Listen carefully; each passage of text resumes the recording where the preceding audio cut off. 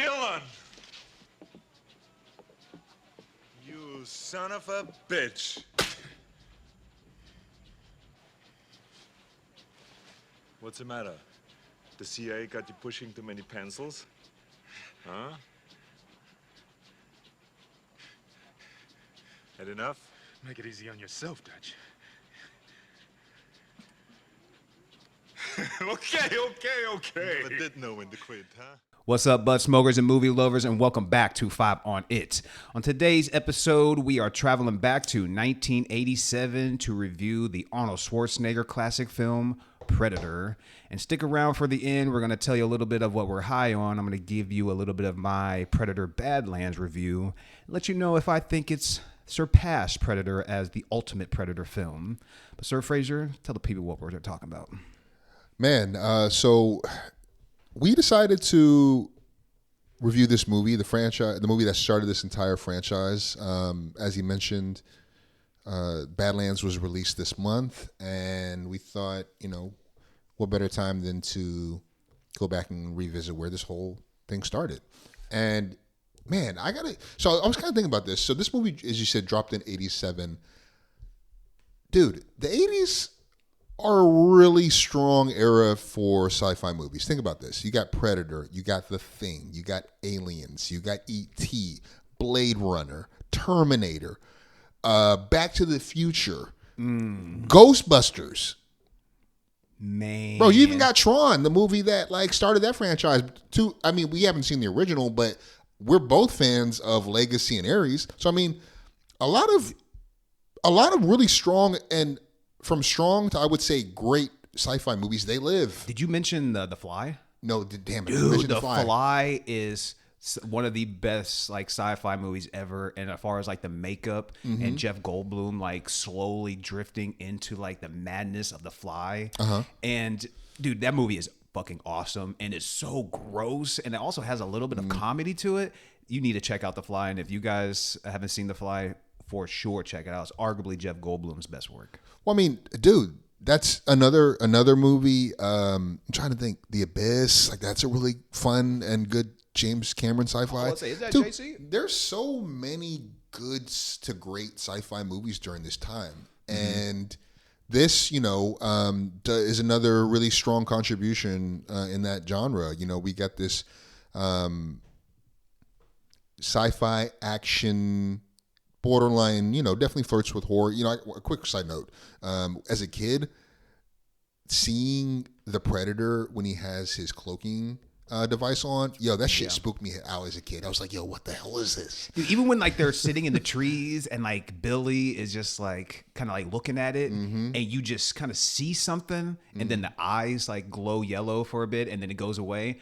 Bro, that always kind of creeped me out when I was younger. Now I can appreciate it, and I'm like, yeah, this is badass. But every time you couldn't see him, but you just see his eyes, man, that was pretty horrifying as a younger kid. And this does stand out as one of the best 80s movies. Specifically within the genre of action. Yeah. It had upwards of 20 million budget, and they made just shy of 100 mil at the budget. And this movie has, obviously, we know it's got our main man Arnold, but you also got Carl Weathers. Is that how you pronounce it? Carl Weathers. Weathers, yeah.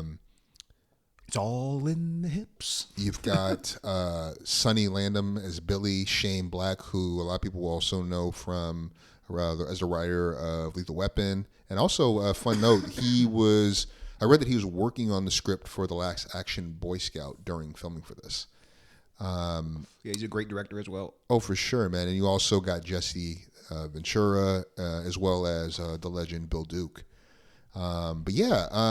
This movie, just diving into the movie itself, I think one of the things that I do appreciate about this movie is just we're on this mission, right, to figure out what happened to these people, right? There was some hostages. Yeah, there's a hostage situation. Carl Weathers is a CIA pencil pusher, but this dude's still yoked. Yeah, we got to mention the handshake. Oh, the legendary everybody handshake. knows the handshake. What's Carl Weathers' name in this? I can't fucking bring off the top of my head. Dylan. Yeah, Dylan, you son of a bitch. And then they fucking they embrace each other, and then they're having an arm wrestling match. Like, what? You been pushing pencils too much? It's like, bro, Arnold Schwarzenegger is one of the most like yoked people like ever, obviously. But Carl Weathers, Mr. Universe winner, bro, he's holding his own in this film. Yeah. I mean, my God. Yeah. He's fresh off of I guess Rocky, getting his ass whooped by Drago, and then he would do Action Jackson after this. I haven't seen that movie, but yeah, he was on a roll in this time. And then shout out to him. He came back. He was on The Mandalorian. Man. In his work in his comedy role and Happy Gilmore. Oh yeah. Man, rest in peace, man. Rest in peace to Carl Weathers. But we're on this mission. We're trying to figure out, okay, what happened to these people? And as the story goes, we're also trying to piece together the mystery of like, what in the hell flayed these men and took the other hostages? They're trying to understand because that still looks disgusting. Yes, when Billy goes into the tree and he sees like the vultures picking at the remains. Oh man, yeah. The prosthetics they use and the practical effects for some of these bodies, like in the aftermath of like encountering the predator, dude, still look great. Jesse Ventura, for example, when he gets his chest like blown open, the visuals of that, man, were just gnarly. I was like, oh damn. Which, man, it is gnarly. But I also gotta like say something here too, because he uses his little cannon on his shoulder. Hella impractical too, by the way, dude. Carrying this 100-pound gun in the fucking jungle with all those rounds. When he's letting loose, when Jesse starts to let loose with that gun, oh my God, that is a huge highlight scene. I mean, Jesse has some of the best lines in this movie. I don't want to side. We'll get back to Jesse real quick, but I just want to mention about the Predator's gun. So he kills Jesse Ventura's character with it, blows a giant hole through his chest. Then he kills Bill Duke's character, blows his head clean off. But then this is kind of, I guess, I mean, what did he miss or something a little bit? Because it looked like he caught Arnold, and then he blows Carl Weathers' arm clean off and kills him. But he shoots Dutch in the arm, and nothing really happens. Like, yeah, he got like burned or something like that. You see, like he was bleeding, like blood. Like, yeah, but I'm like, shouldn't that have blown his fucking arm off? It looked like he kind of caught him pretty clean. But it's like, okay, maybe he missed him a little bit or something. He had it on stun. Like, I was like, isn't this just writing, just great for the writing department? Because everybody else is getting their limbs just ripped off by this gun, but Dutch Schwarzenegger, he gets hit in the arm and no problem. No, they could have at least maybe blown a chunk out of his arm. Oh man, something, or I don't know. To me that was just a little bit of a isn't that just I can't think of the word I'm looking for, but yeah, that just seemed a little like too much for me, I suppose. Yeah, well, it's something that was interesting as the story unfolds. We kind of see that Dylan hasn't been square with Dutch about what is actually going on. Why they're on this mission, and we see like the Green Berets, like the bodies of the Green Berets that were in that helicopter that had been like shot down, and we're trying to piece together, okay, like there are other Green Berets, why were they here? And he's like, he basically is deflecting, lying, saying, like, they shouldn't have been here, knowing that he sent them. Yeah. And it was just that great line later on in the movie. He's like, what happened to you, Dylan? Yeah. He used to be someone I could trust. I woke up. Bro, there's so many moments. He's such a dislikable villain in this movie. Dude, every time, like, this movie is filled with him, where, like, as soon as they say the line, I just kind of think of, like, oh, my God, how many times have I heard that, like, through social media or something? Around. It's just like, oh, God. Dude, but, like, thinking of, like, a highlight of this film is I mentioned Jesse the Body with some of his one-liners. Dude, whether it's the, I ain't got time to bleed, but then the other guy's like, okay. Well, do you have time to duck? That was hilarious. And then obviously the one where it's like he's passing around like the chewing tobacco, and he's like, what's wrong with you? I'm not going to say the word. I'm not getting canceled. But he's like, what's wrong with you? This will make you a sexual Tyrannosaurus.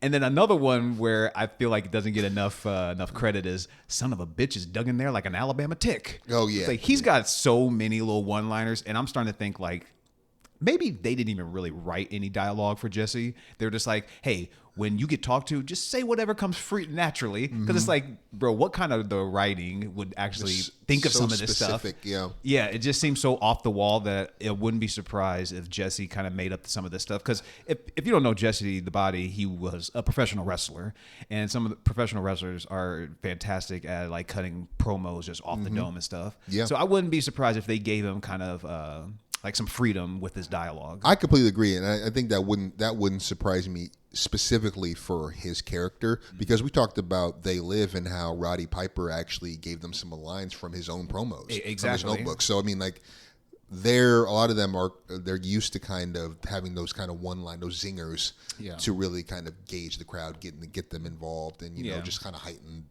the moment in the promo. Yeah, the writing could have just said like, you know, you're going to say something along these lines of just something crazy. Think of whatever comes naturally, and he's just saying, you know, off the walls type of stuff, which is he's like a huge plus of this movie until his untimely death. Yeah. Well, I think the first part of this movie really is just the mystery of trying to unravel, okay, what the hell happened to these guys? Where are they? And I think it really picks up after the assault on, I guess they were guerrilla soldiers, but the Soviets were there.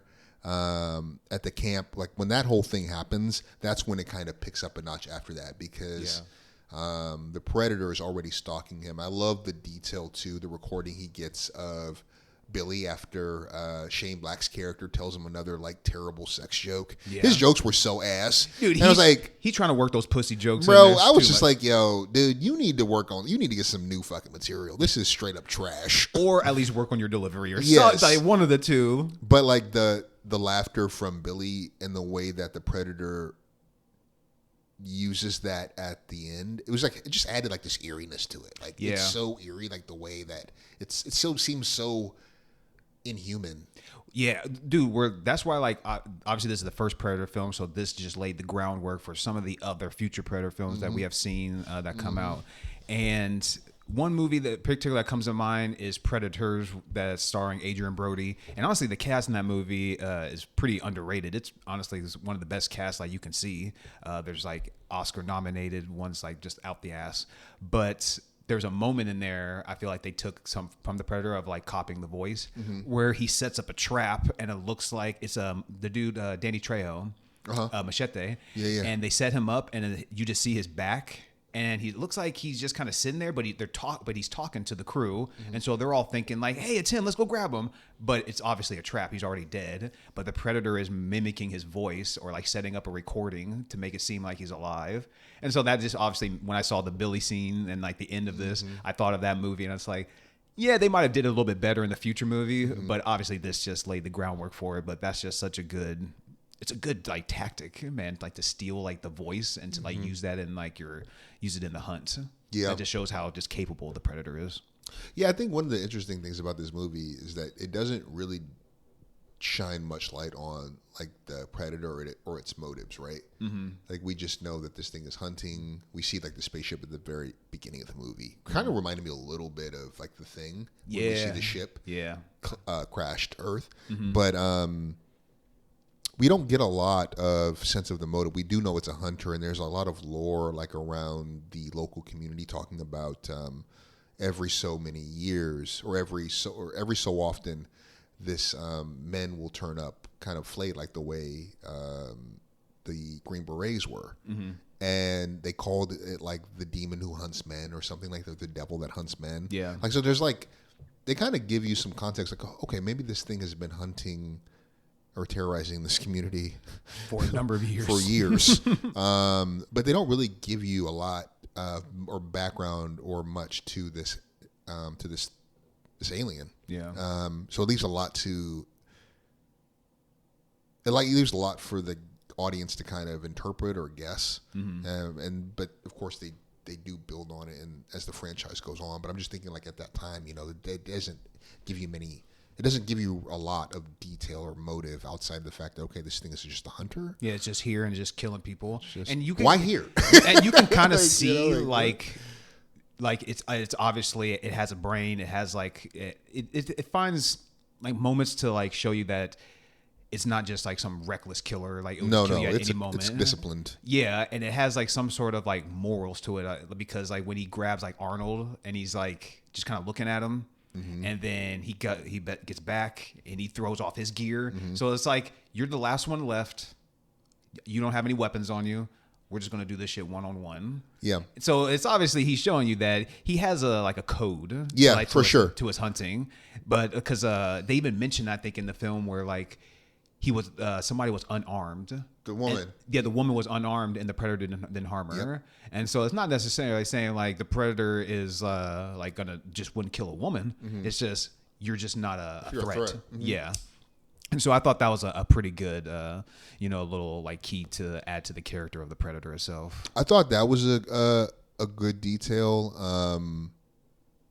I thought that that scene at the end where after Arnold has gotten the best of him, Arnold has wounded him one-on-one by setting those traps. I thought that when he decides to take off his mask and his armor and his gun, I thought that was almost like he was assessing him, saying, "Okay, like you're worthy." Yeah, exactly. That's you know what I mean. I thought that I do want to talk about one of the cons that I have for this movie. I think that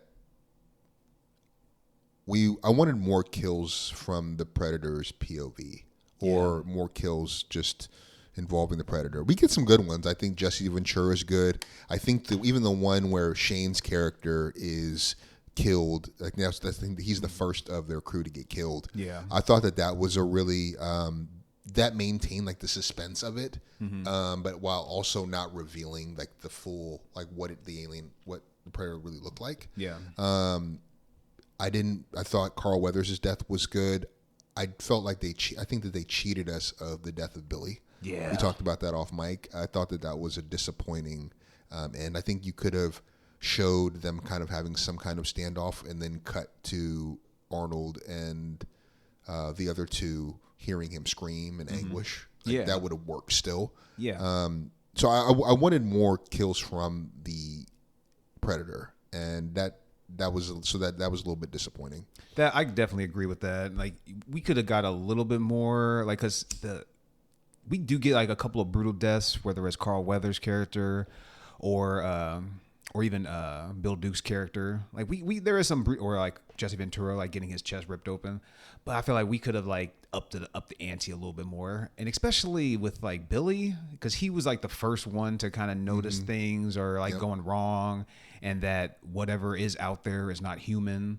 And dude, I mean, he just has like a badass moment. He's just taking his gear off and he's slicing his chest open. It's like, bro, come on now. You could have at least like shown him like do something.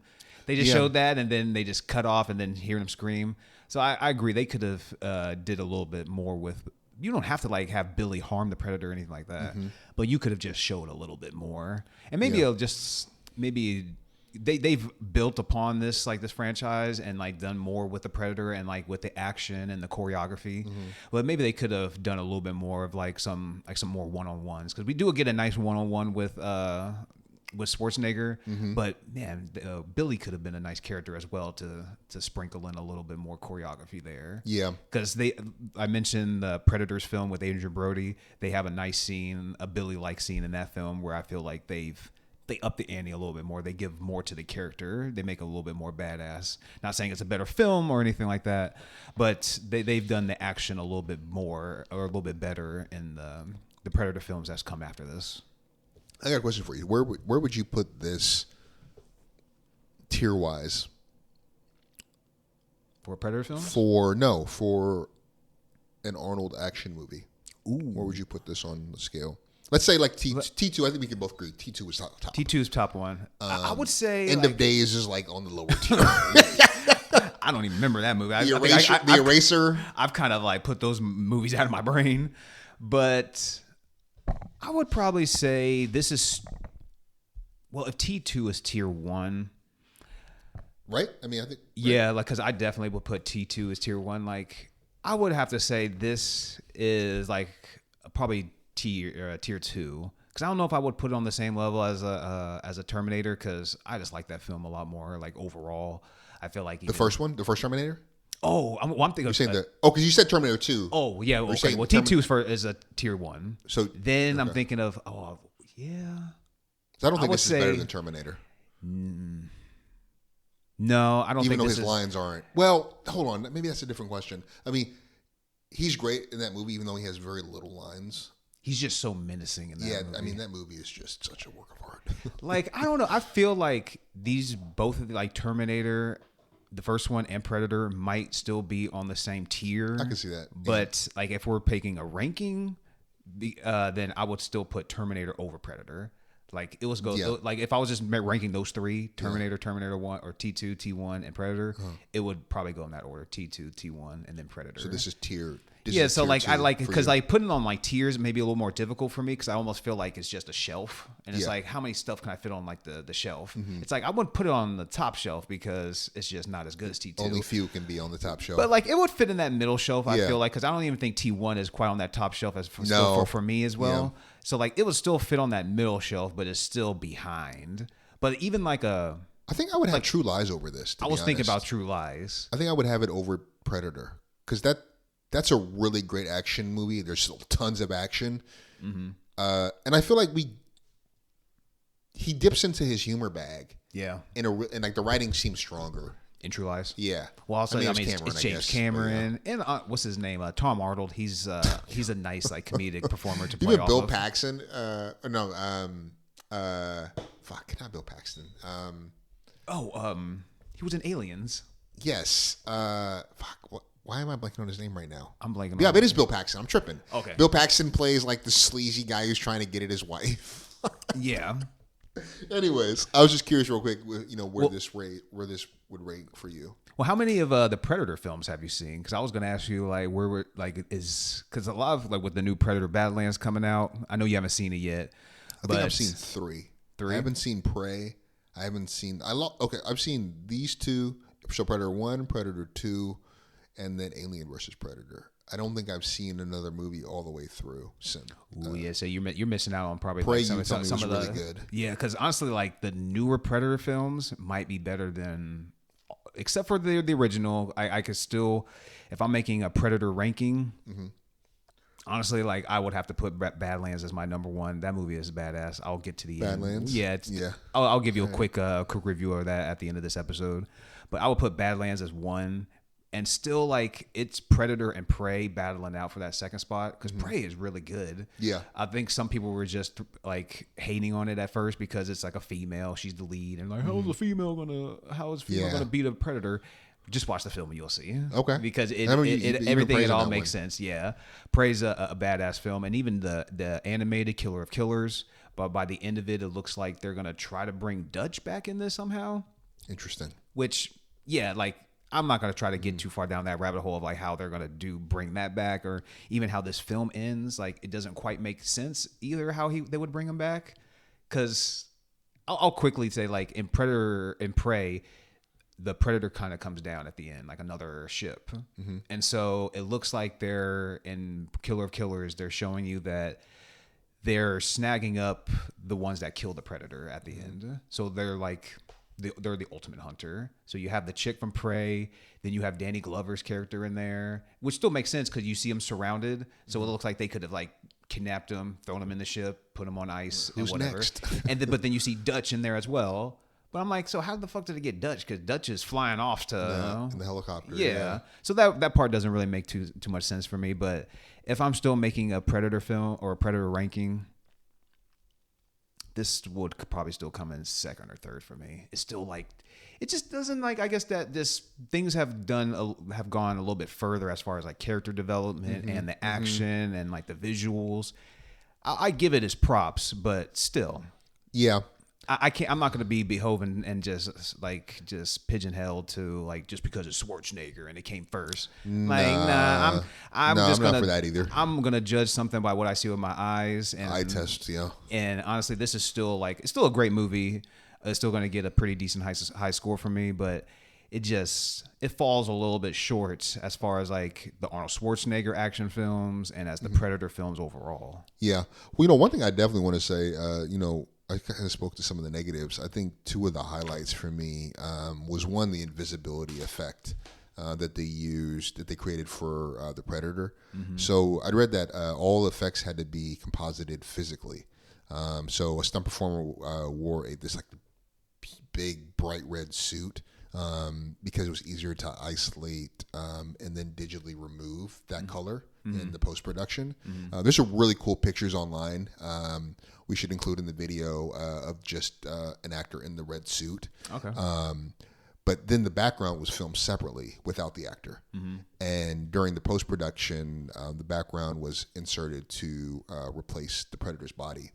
And in order to create like that ripple effect that you see, like particularly when he charges after Shane Black's character, they inserted the background and it was warped using like an optical printer. And that gave the impression that like the Predator's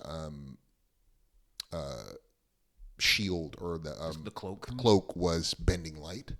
That was hella cool, but it still holds up decently well. Like, yeah, it still looks dope, man. I think if they would have gone a different direction, I don't know that it would have worked as well because like it's because of the effect, you're essentially like reflecting, because the light in the jungle can kind of almost camouflage literally like some of the imperfections that might have existed. And but so that was hella cool. And the other highlight was the thermal vision. That was really cool to read about how they weren't able to use infrared, but they had to use was a thermal recorder because that would allow them to pick up like just like this actual space of the jungle and the objects in the jungle, as well as the human like the bodies of the actors. But those were two big highlights that I think still look great. Even the scene when the Predator picks up the scorpion. Super cool. And that was like the first time we see like, holy fuck, dude. Look at these hands. I do. Even when you see the Predator like healing himself because they think they didn't get him, but they actually caught him.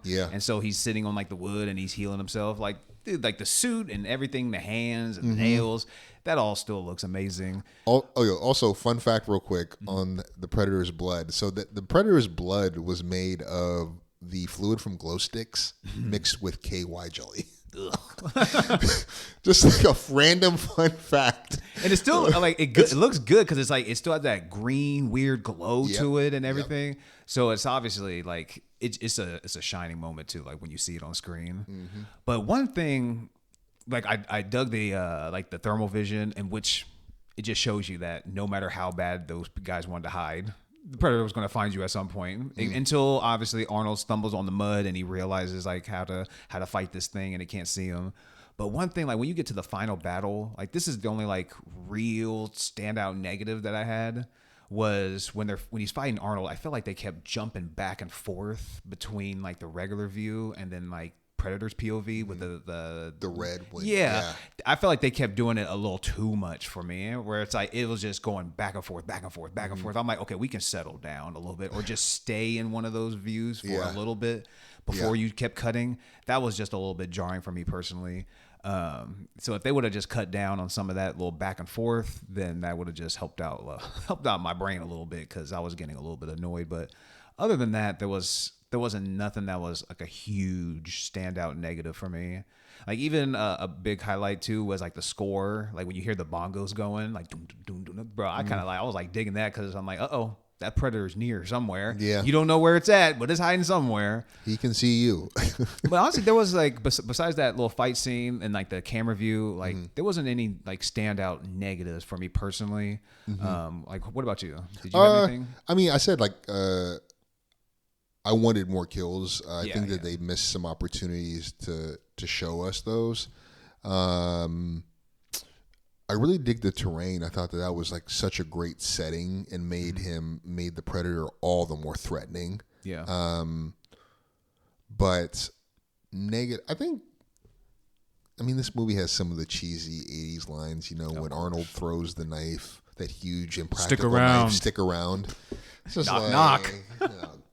Bro, this is the Expendables before the Expendables came out, and that luckily shit just doesn't work for me. Luckily, though, they didn't do like too much of like the corny lines because the Jesse's lines I thought were just hilarious. Oh yeah. But Arnold's like the stick around and the knock knock. I was like, oh boy. And then you got great ones like get to the chopper.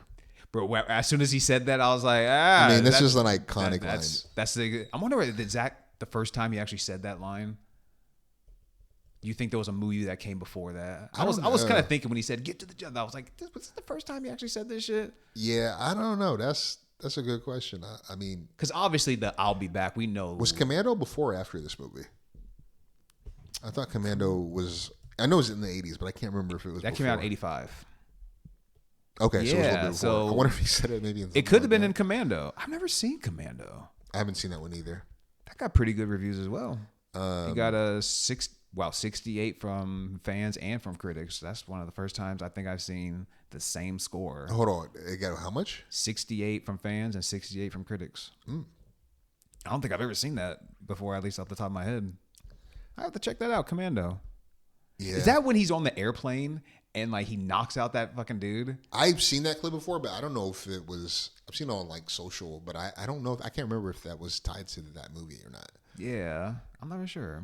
But yeah, I was going to mention too, just like a quick thing that was like a highlight as well. Not really to say a highlight, but it's just a positive of the film.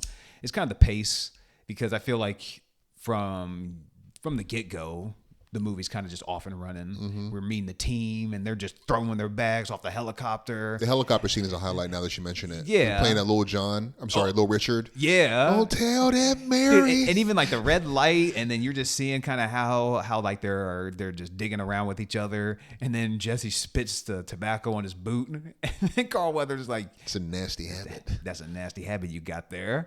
But you're just seeing the chemistry with the team, and from you getting introduced to the mission, and they're actually on the helicopter, and they're actually in the jungle and everything.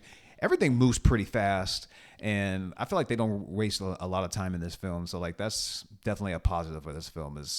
There's not too many moments where you're going to be bored. No, for sure. Well, with that, I mean, is there anything else you want to speak to before we? No, I'm ready to jump to scores, man. Scores? I can start it off. All right, man. I'm going to give this movie a solid 4 for me. It's not going to be perfect, as like, even though I didn't say like too many negatives, but it's just not a huge like go-to, at least for me. Even like for like the Arnold Schwarzenegger films or even action horror, it's just not a one I gravitate to like right off the rip. And especially with some of the movies that have come out more recently, like a Badlands or even a Predators. Like Predators is not a better film, but I feel like they've done some of like the kills and some of the action pieces a little bit better. But this movie definitely gives you a lot of good one-liners. It has like some comedy to it. It still has like some great action, and it's like a great foundation piece for like this great franchise. And you're getting like the Predator, the visual of him, like where it started with the dreads, the mask. It's an iconic villain over time, but it just falls a little bit short as far as like the an overall Arnold film or an overall like action horror type of film. But a 4, I think, is a solid score for this. What about you, Fraser? Man, this movie is a testosterone-driven, just action-packed movie. It's really fun. It isn't a movie that I go back to very often, and it's not a movie I think that I will. I think it is, as I mentioned earlier, another really strong addition to in the second half of the 80s to a really strong era for sci-fi. But for me, this is a 3.5. I really enjoy this movie. It's still fun, but I think that there are movies that do this better, and that are acted better and that are written better. Aliens comes to mind immediately as far as like a fun movie that has a good amount of action, sci-fi, not really quite horror, but it does kind of flirt with it. There is some horror to it, but yeah, I think that there are better examples of this type of action, sci-fi action. But yeah, that's my score. Man, well, we're not too far apart on these scores, but I wanted to give a quick little Predator Badlands review. All right. I'm gonna try to save like some spoilers for you just in case if you check it out. But if you're not familiar with the film, you're getting the actual name of the predator species, the Yukja. Okay. And from the opening title, it says the Yukja is predator to none. The Yukja is friend to none. the Yukja is predator to all. Huh. Dude, from like the opening, like that opening crawl, I'm like, okay, let's go. And then you're getting, you're following this Yukja, the smaller one. He's like the runt of the crew of his clan, and he's battling his brother in like this opening cave, and he's just trying to get him prepared. He's trying to earn his cloak, and since he's like the lowest on the totem pole, his brother's trying to prepare himself. But then you come to find out that his father comes to the planet, and he actually wants the older brother to kill him. And the brother sacrifices himself. This is the opening. Like, this is not a big spoiler or anything.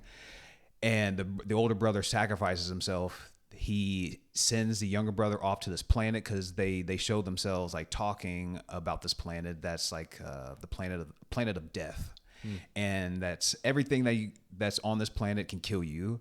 But they find this thing called Pandora. Yeah, they find this thing called the callus, and the older brother's like, even father's afraid of the callus. Like, nobody has ever killed it. You find that bunch of predators have come there to try to claim it, and none has been successful.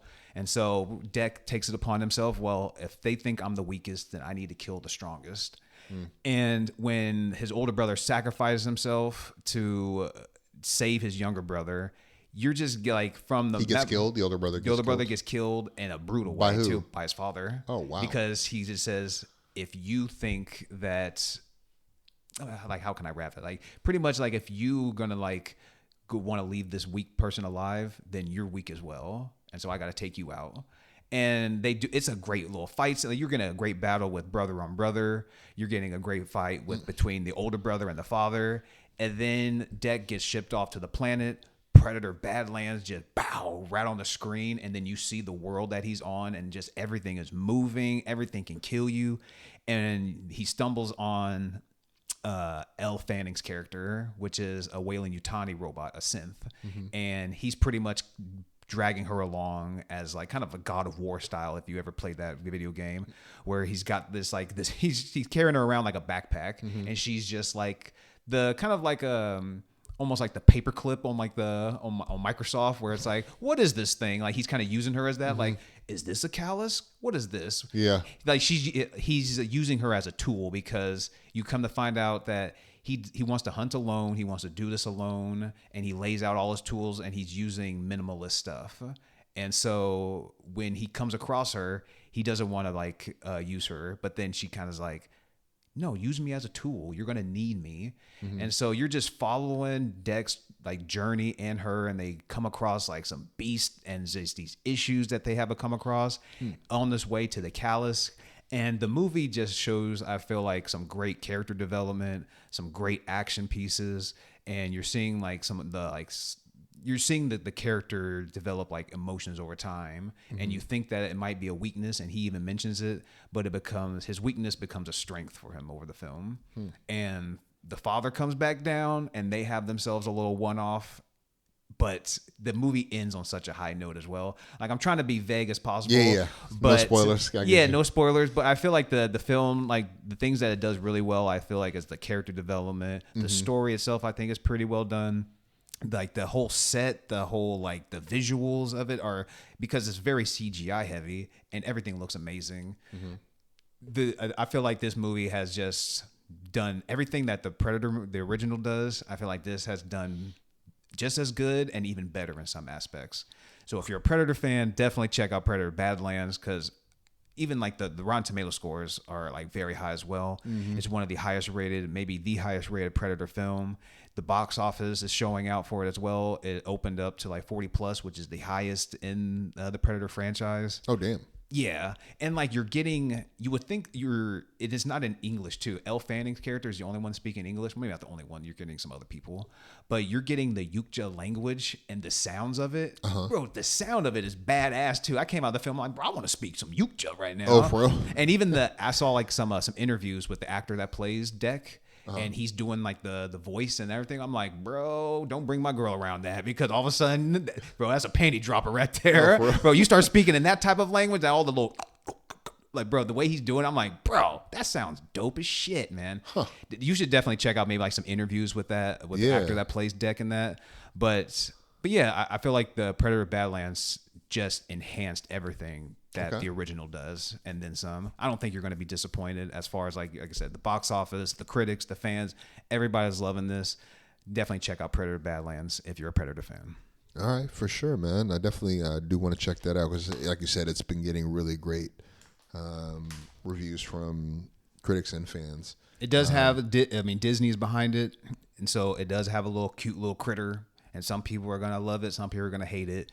But there are a little bit of a negative. I will mention that I feel like there's some time that passes at the end of the film, and I feel like they could have maybe stated that a little bit more because there's a creature that starts off small and it ends up big. Okay. And then you're like, okay, how long has he been here? You're taking it that he's been on this planet now for a while. And so if they could have shown, at least at the end of the film, how long he's actually been there, could have been a little bit clearer for me. Because when you see this creature, you're like, 2 seconds ago he was small. Now he's giant. Yeah. What the fuck just happened? Like, how long has he been here? They could have made that a little bit more clear. But there's not too many standout negatives as far as like the Predator Badlands. I mean, I would give it it's probably going to be on my best of at the end of the year, and it was flirting with the 5-star for me, man. Okay, I loved it that much, man. Okay, damn. Okay, so I'm curious because I can't remember what you gave Alien Romulus, but both of those are the most recent movies in these franchises. Would you say Predator Badlands is better than? I liked it more. Yeah. Just because, I mean, I know we were both high on Romulus. Yeah, I'm very high on Romulus. I feel like this because they took a swing, and I respect them so much for it, for like putting the Predator as The main character. And like you can still like I guess kind of still make him a villain in a certain way, but I feel like they took a really big swing and they knocked it out the park with putting him in the forefront. And still like making him a badass. You don't feel. I mean, I guess you feel like some sort of like sadness for him, but it's in a good way. And like he just did, like the way like he shows like his emotions like over time, how like the way he starts from the beginning of the film and how he ends up at the end. I feel like it's very well done, man. Yeah. And so like I think I don't want to like be a prisoner of like the moment, but I just right now if I had to, I would slightly put it above Romulus. But the Predator and the Alien franchises have been kicking ass as far as Alien Earth, Romulus, Prey, the animated Killer of Killers. They can't miss right now. No, that's what's up, man. I definitely, I'm going to check that out soon. But yo, that's our episode for this week. Stay tuned and we'll catch y'all next time. Peace.